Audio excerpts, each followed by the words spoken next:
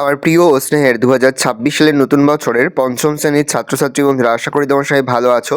আজ আমরা যে বিষয়টি নিয়ে আলোচনা করব, পঞ্চম শ্রেণীর ফার্স্ট সেমিস্টার অর্থাৎ প্রথম পর্যায়ক্রমিক মূল্যায়নের গণিতের কোশ্চেন পেপার নিয়ে। দেখো সরাসরি স্ক্রিনে তোমরা পঞ্চম শ্রেণীর ফার্স্ট সেমিস্টার অর্থাৎ প্রথম পর্যায়ক্রমিক মূল্যায়নের গণিতের কোশ্চেনটা দেখতে পাচ্ছ। ফুল মার্কস তোমাদের রয়েছে 20, সময় তোমাদের রয়েছে 40 মিনিট।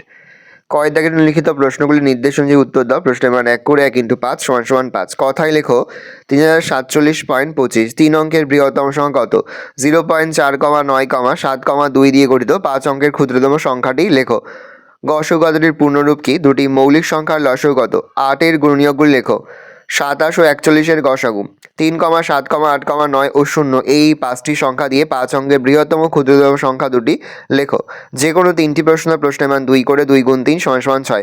5 অঙ্কের ক্ষুদ্রতম সংখ্যা 3 অঙ্কের বৃহত্তম সংখ্যা থেকে কত বড়? সর্বাধিক কতজনের মধ্যে 22টি লিচু ও 66টি আম সমান ভাগে ভাগ করা যাবে?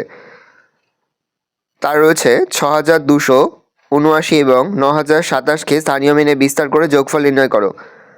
36, 72, 90 এর গসাগু নির্ণয় করো। দুটি সংখ্যার গুণফল 484, সংখ্যা দুটির গসাগু 11 হলে লসাগু নির্ণয় করো। গুণফল নির্ণয় করো 2450 × 42।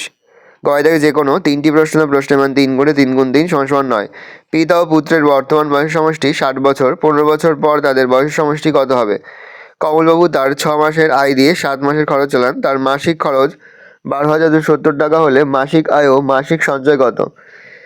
3টি ঘন্টা একসঙ্গে বাজার পথ যথাক্রমে 15, 20 এবং 25 সেকেন্ড অন্তর বাজে।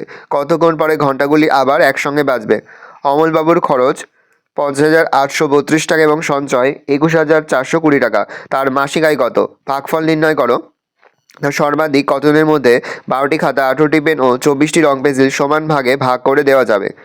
ভালো করে দেখে নাও। এই রয়েছে টোটাল তোমাদের ফার্স্ট সেমিস্টার অর্থাৎ প্রথম পর্যায়ক্রমিক মূল্যায়নের ক্লাস 5-এর গণিতের প্রশ্নপত্র। ভালো করে প্রশ্নপত্র দেখে নাও। এই প্রশ্নপত্রের সম্পূর্ণ সমাধানের PDF ফাইল কিন্তু আমাদের ফেসবুক পেজ রয়েছে এডুকেশন ফ্যামিলি, সেখানে কিন্তু আমরা আপলোড করে দিচ্ছি। তোমরা কিন্তু অবশ্যই আমাদের ফেসবুক পেজটা ফলো করে রাখবে।